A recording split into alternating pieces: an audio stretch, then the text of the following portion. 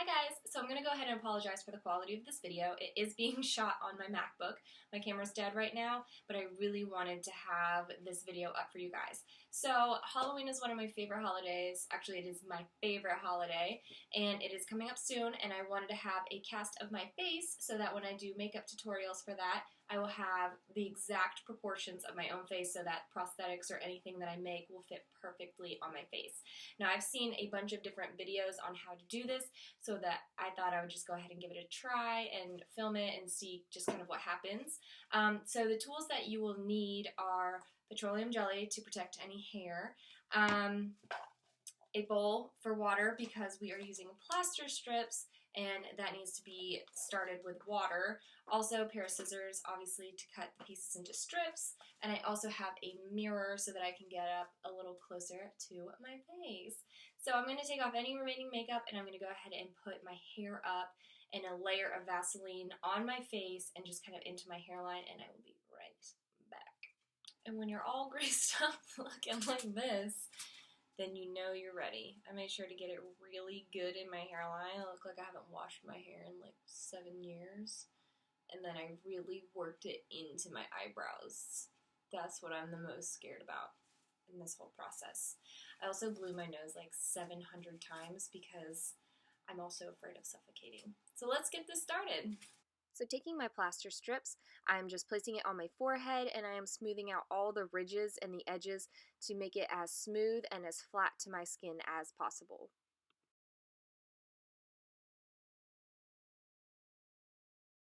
I'm just going to continue this process, working my way down my face and keeping everything, like I said, as smooth as possible. Even when I'm overlapping the pieces, I really work it in well, and if I feel like I need to add a little bit more water to it, I will put it on my fingertip and just work it in so that it sticks to my face. You want to make sure that everything is as close to your natural facial curves as possible. Otherwise, when you go to make your face cast, it won't be an exact replica. Also, be careful when you're working around your eyes that the plaster strip is not dripping wet, otherwise you will get plaster in your eye, and I can only imagine how terrible that would feel. So just take extra precaution. I was really scared around the eyebrows. That was what I was most nervous about, but it worked out okay. So here I am putting it over my mouth, and I feel like once I put it over my mouth, that's when I started to feel claustrophobic. But it wasn't too bad. I could breathe through my nose, and everything was fine. So I'm really just building up that plaster around my mouth and also underneath my chin, because I know that when I put the plaster in the mold, it's going to need that extra little support underneath the chin. Otherwise, it's just going to spill out all over the box that I put the plaster in.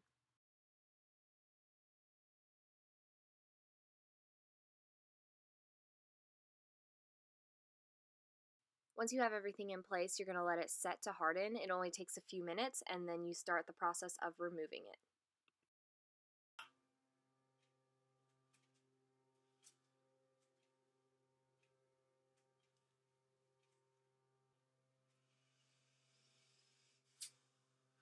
After a brief moment of panic, I start to loosen the edges a little, being careful that I'm not ripping the edges. I could have used a little more plaster tape around the outside of mine, but finally got it off.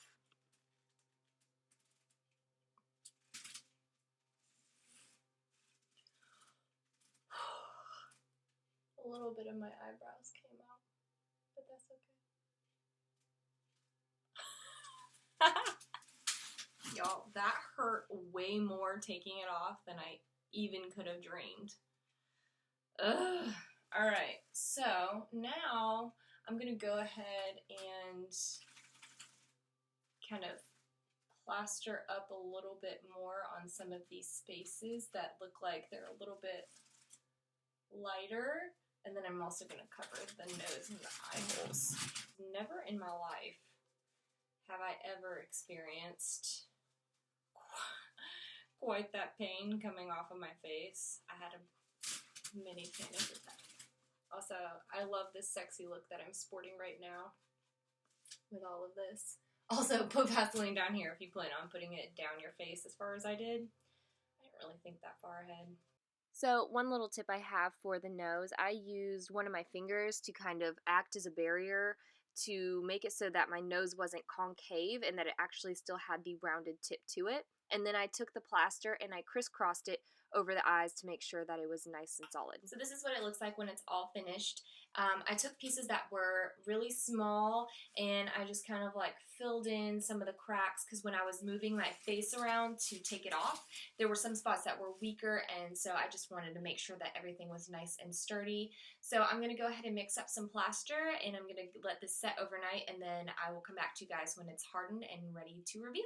So I think that this was the most fun part of the whole experience, was getting to take the plaster tape off and see my actual mold, because the plaster tape makes it look so much bulkier. So when you finally take it off and you see all the detail and everything, it's really cool and also very creepy.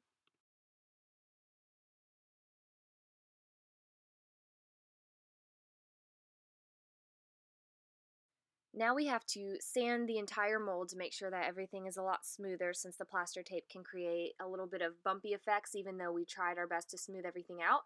So I got this little sanding block from Hobby Lobby. I would not probably recommend this because it did leave little black flakes in the plaster mold when I was done with it. I would use a smaller grain sand. Then I used some Mod Podge and I just covered everything using this little sponge brush. I actually went in later with an actual brush and got into the fine details and the cracks and everything. I probably did about 5 or 6 layers of this Mod Podge using a hairdryer in between each layer, and this gave it a really, really glossy effect so that anything I use on it later will not stick to the porous plaster surface.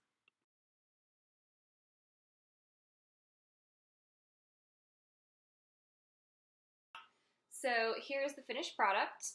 It's very glossy and shiny and nothing's really going to stick to it. So when I put clay on it to make my prosthetics later, nothing is going to really stick to it, and I can always do another layer of the Mod Podge. One thing worth noting is that around your edges, definitely make sure that you build up that plaster tape. I have these little chips in mine just because it was a little thinner in those areas, so it didn't want to stay as sturdy as everywhere else. But other than that, I mean, I've got a nice little face.